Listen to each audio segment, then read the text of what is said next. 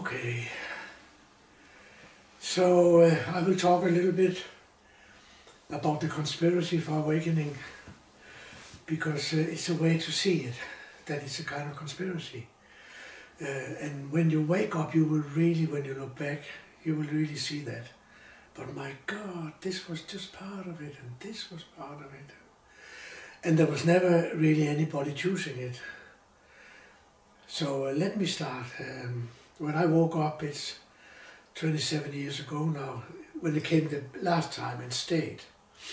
I had small awakenings before, but they went away again.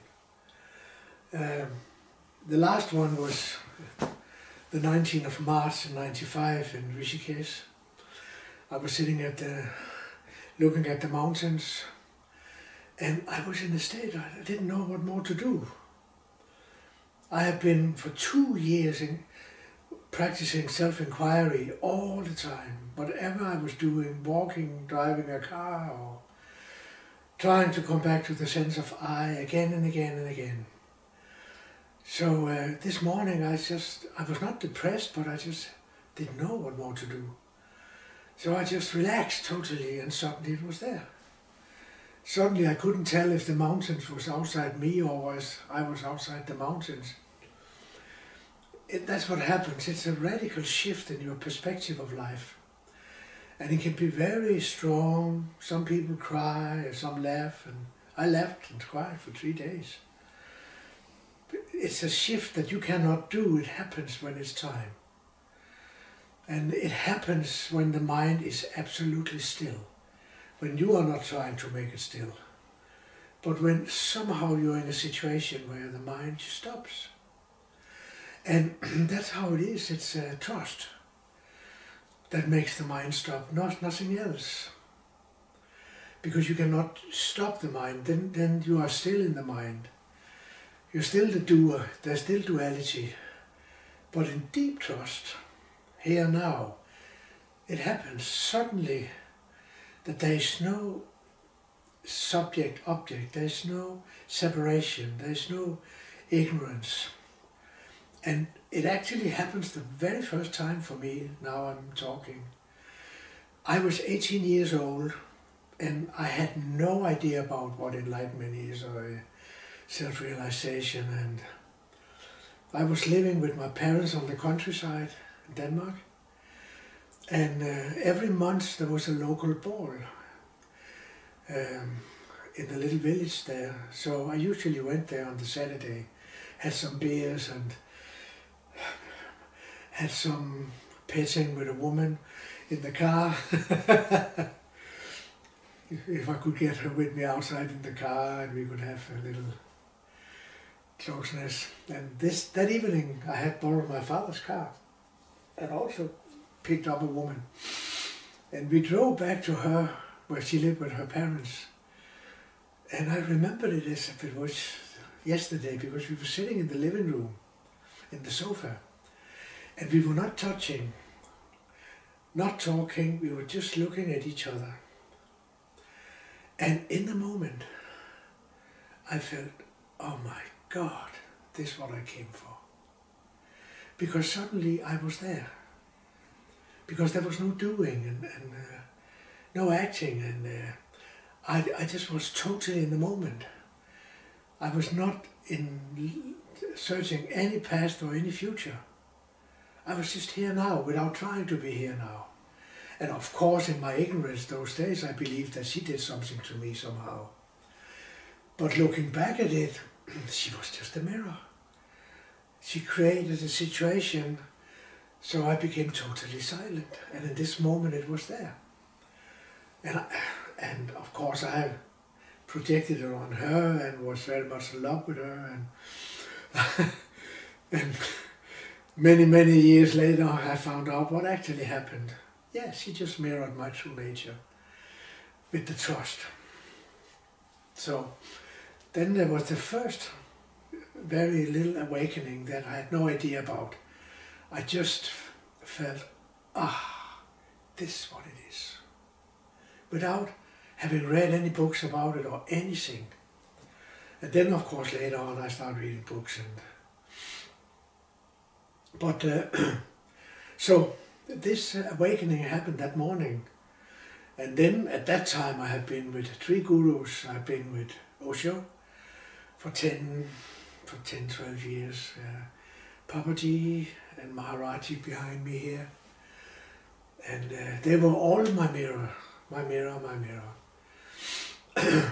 So it happened that morning. Yeah. So, yeah. And from that morning when I looked back, I could see that my life is just a conspiracy leading up to this. Because it was not something that I have chosen, whatever had happened in my life. It was life, living me, this body. There is no doership. That's what you realize when you wake up. You can call it whatever you want that runs the show here. And all that we feel and see and think is impermanent, is Maya, is not really so. But everybody really have to look into that. What does it mean that it's Maya? It means that it seems to be there. But if you take away all the words about your experience and all the concepts away of, and just really rest into the experience itself, it disappears. That is Maya. It's like a movie. What is real in the movie? The light. All the forms and figures and things that happens in the movie is not real. They are made of the light. And so is the whole world we see and sense, and also our bodies and our egos and everything is not real. What is real? You can call it God or godliness, or what was it you called that Einstein called it? What was it Einstein called it? We're all dancing to a tune of an invisible piper. Yeah. Yeah. We are all dancing to a tune of an invisible piper. Because God is, so many dirty fingers that touch that word. So, Osho, I remember, he used to call it godliness. It takes a little bit away of it. And we can also call it divinity or whatever you want to call it. In Advaita, in one of the main spiritual traditions in India, it's called, now it's slipped.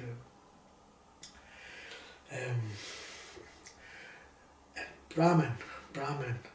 And you cannot say what Brahman is, but you can be it. And you are Brahman. You are always Brahman, whether you know it or not. It's all Brahman. So the closest we call it in India is the Absolute. But it's the Absolute Brahman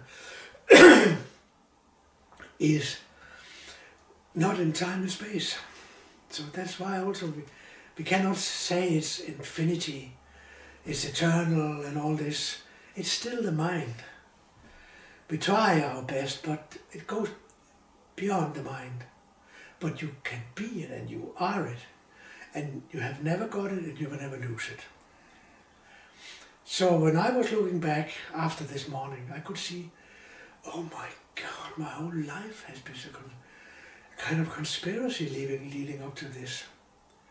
And then I told the story about this woman there, this girl. But later on, I just remember I was living on a collegium, and I was not meditating. I was not really interested in spiritual things. I call it metaphysics. I studied philosophy, and I happened to share a kitchen with another guy. I think we were maybe 10, 15 people sharing a kitchen in this collegium.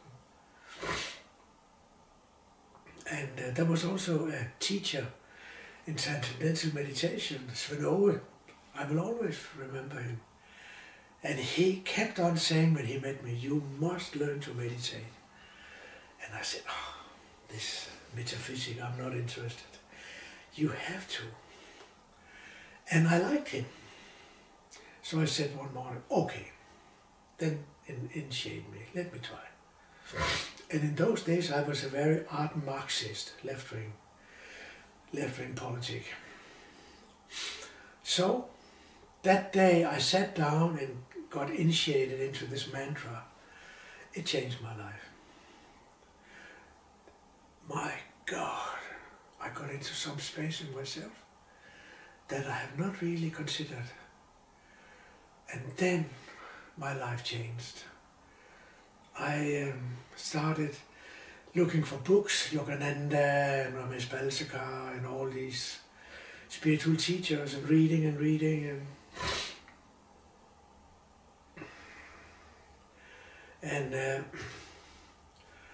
yeah.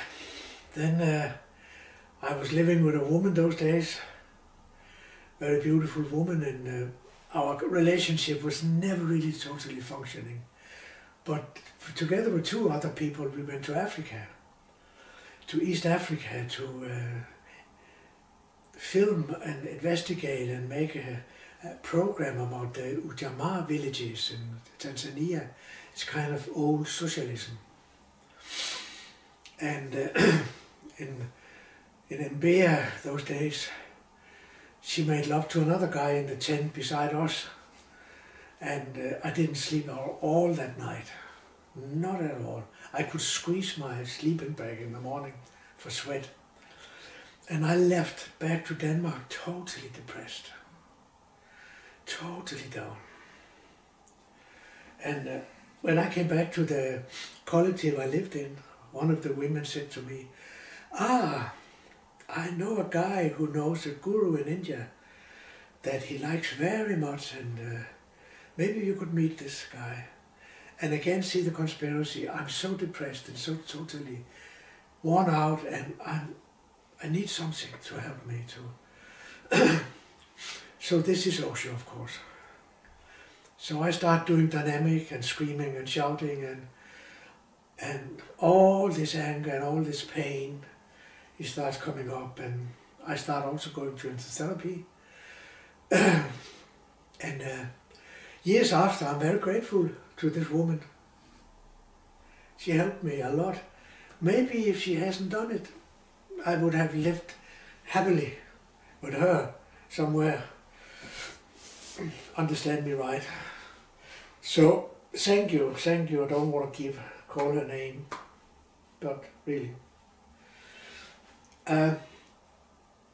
So in '79 I went to Pune, and let me see. I wanted to talk about the conspiracy.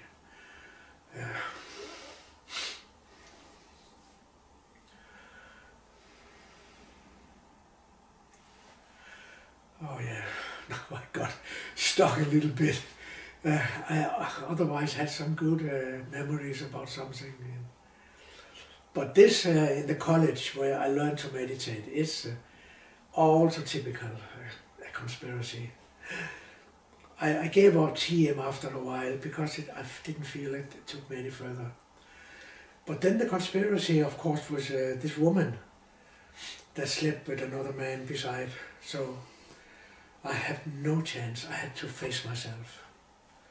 And most of us are forced in some way or another to come into ourselves. And many of us comes through therapy. You simply are feeling so bad that you had to do something about it, right? So as I told you, you slowly find out that there is no doer. And you are being lived. This body, mind, the whole life you are experiencing is being lived. And we call it God or whatever we call it, but be careful that we don't fall into Christian ideas. And yeah, it's so deep in our collective unconsciousness here, the Christian idea about God. And but another great example of the conspiracy was that I was going to Pune those days when I could, and we used to call it Pune 1, and I got a name from Osho, and all this was also just arranged. I somehow didn't do it. But a good example of it was that when Osho moved to America, we moved to the ranch in Oregon. Maybe you have heard about it. They convinced Osho that it would be good for his health if he moved to the West. In India, and the heat, and it's not good for him. And he had a lot of diabetes and other kind of asthma. Diabetes is what gurus get usually. I also have diabetes. And Parvati had diabetes. It's to do with sugar. All the prasad.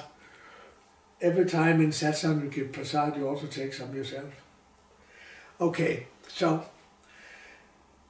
he moved to the ranch, Osho, and I was in Denmark. I said, my God, I want to be there.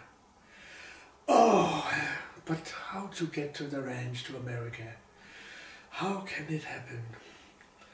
And at that time I was living in a little Osho community in Denmark. And one woman said to me, there is coming a clairvoyant woman to town, you should really go and see her.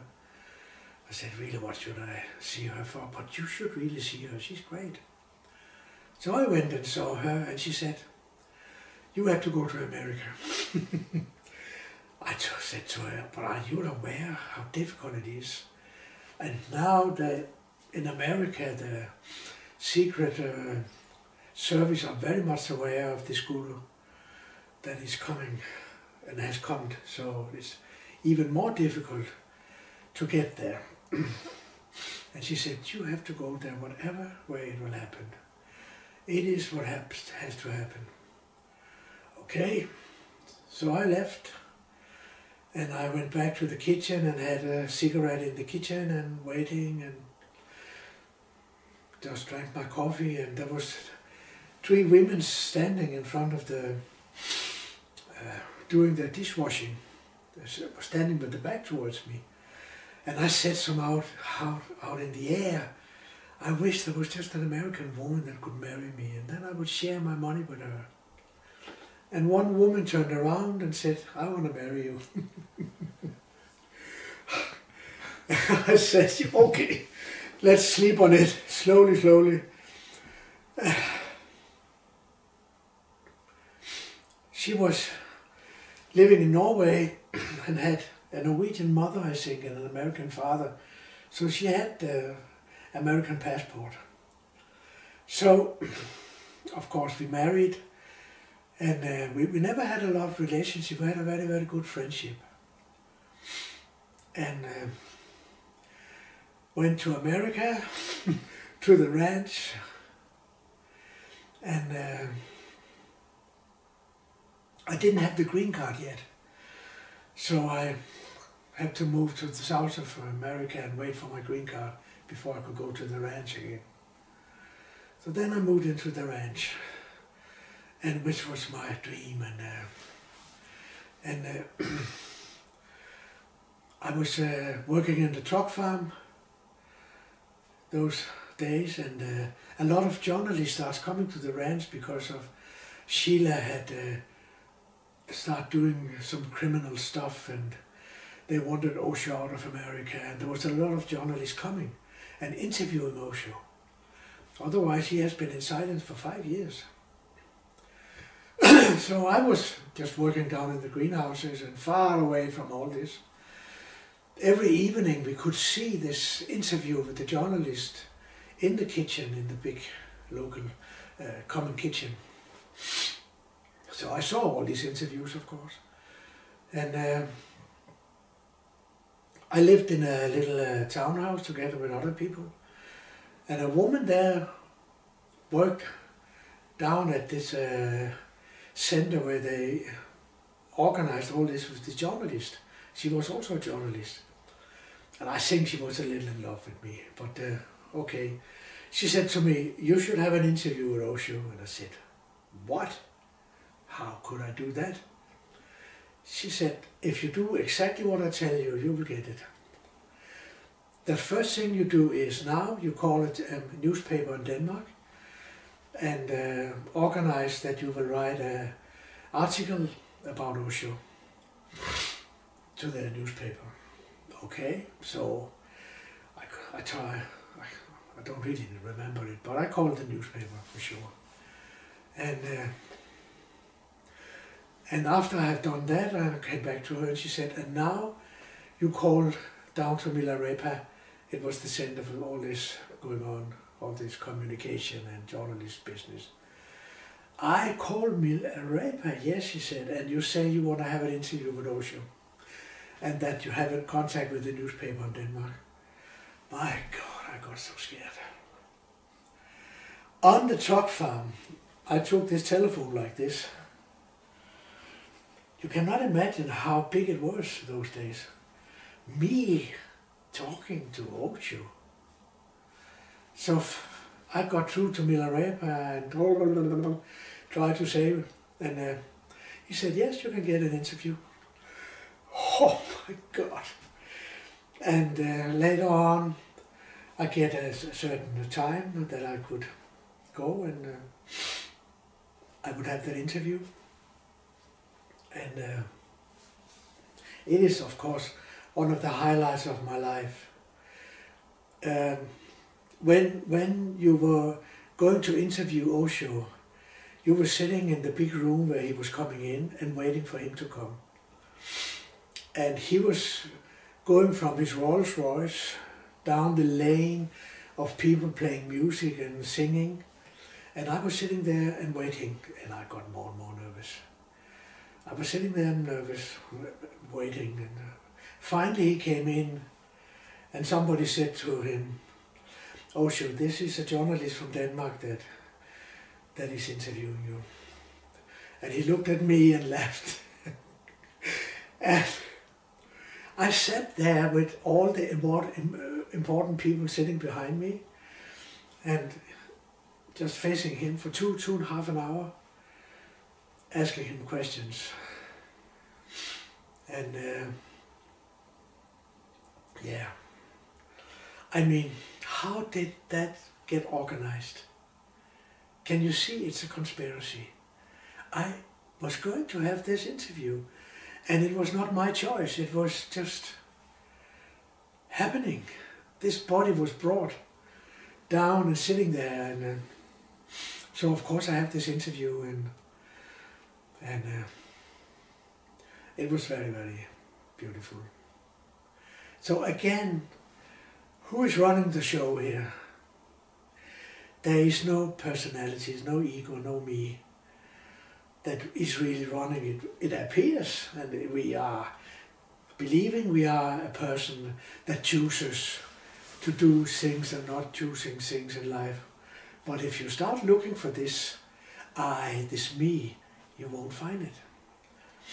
And that is of course one of the very famous way of coming home. It's the self-inquiry. Atmavichara is called in the Sanskrit, Atmavichara, self-inquiry. And that I met with Papaji very much when I met him. But that's also a conspiracy, how I met Papaji. I was at the ranch, no, in India, in Pune 2. Now we are up 91. And I was a Pune therapist, because I've been working with therapy and psychology for so many years. And in that day, the day after, I would have to give a Tantra group together with Mumina, another Pune therapist. And I walked out of the gate in the ashram in Pune, and I met a woman I just knew very, very briefly or superficially. And she rushed up to me and said, you have to go to Lucknow and meet Papaji. I said, what? What is he? Yeah, but he's an incredible master sitting up in Lucknow, and you must go and see him. And if you go up there, you go to the local hotel in Lucknow. I don't remember the name of it. And you will meet people who goes out to satsang with him. I don't remember the name of the hotel now, but I remembered it when she had said it to me. And In the next morning when we were going to start this Tantra group, Mumina and I was sitting there and looking at 25 naked people, I said to Mumina, it's finished, Mumina, I cannot do it. It's impossible. All these processes, I'm fed up. And not long after, I was in the train to Lucknow. And I went to this hotel and I met people who took me to see him. Did I choose? No. It's so obvious that I have no business. There's nobody really choosing anything here. And you will see it getting more and more obvious the closer you get to your awakening. That's why I call it a conspiracy for awakening. Because somehow life is a conspiracy for awakening. Howsoever it comes around, shaking me, shaking you, and you'll be grateful if you have been tortured in your childhood, for instance, like I have. So it forces me to look into myself. And most of us start there with therapy, looking in. And it's very important that you face this whole past with all the pain and sorrow and see through it. Otherwise you cannot stay in your clarity.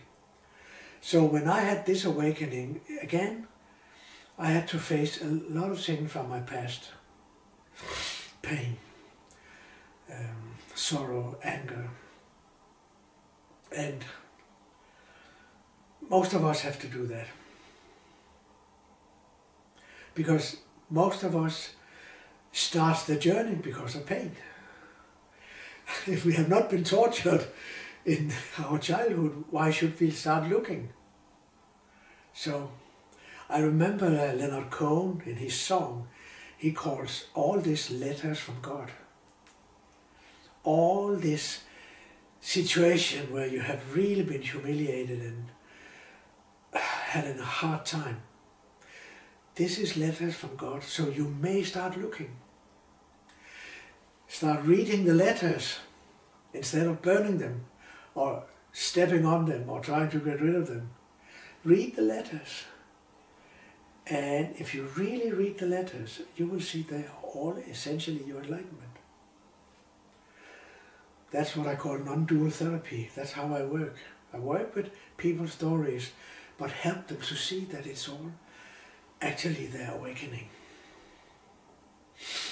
So that was some examples of the conspiracy for awakening from my life, and it's so obvious.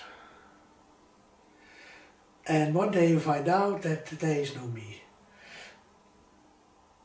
And why is it so difficult to face this me and ask, is it really existing? I think there's a big fear that it may not really be existing. I have a bachelor in philosophy, in psychology, and a master in philosophy, in psychology. I have a bachelor in philosophy and a master in psychology. And in 5 years of philosophy, we never asked this question, who am I? Never. Who is having all these philosophical ideas and who? Never.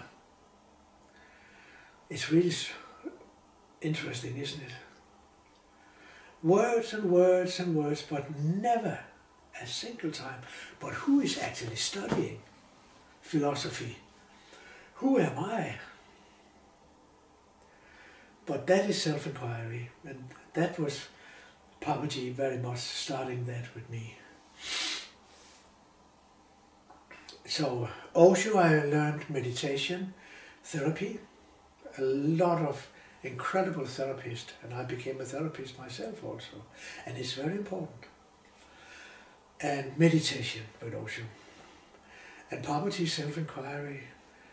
And later on, when Papaji, he said to me, you got it, you can go. And he never looked at me again, so I felt, but I haven't got it, what to do? And then, yeah, again the conspiracy. Then Papaji was going to his son's wedding in Delhi. And we were left there locked now, and some of my friends said, you want to go with us to Ganga, to Rishikesh? And I've always wanted to go to Rishikesh and to see Ganga. And now these two people were standing there saying, come with us. I said, yeah, no, of course, why not? But the problem was that all the tickets were sold out, the train tickets. So it had to be brought up to a special place for very special people to get a ticket, and I got a ticket. And of course, I came to Rishikesh, and I met Maharaji. And that was my last teacher. And it was in Rishikesh I was sitting and looking at the mountains. And Rishikesh is so deeply saturated and grounded in this spirituality, because Rishikesh actually means the place of the seers, those who have awakened. So there's been so many awakened people in Rishikesh, and also still up in the mountains, still. They even say that Jesus was there. When he lived in India for many years, he lived with the Buddhists. But of course the church don't talk about that. You have to find other channels to find it, but there's two scientists that has independently of each other followed his track to India.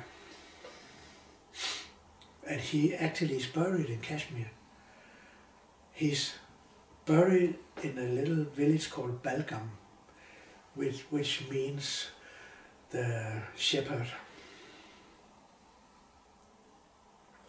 Okay, I can go on, but you start getting an idea that we are smuggled who we think we are. It's amazing. And keep on looking, is there really a me that is choosing anything here? There is not. Yeah, you are being lived. That's what you will start feeling when you come close. Oh my God, it was never me. It was always you. Okay, thank you.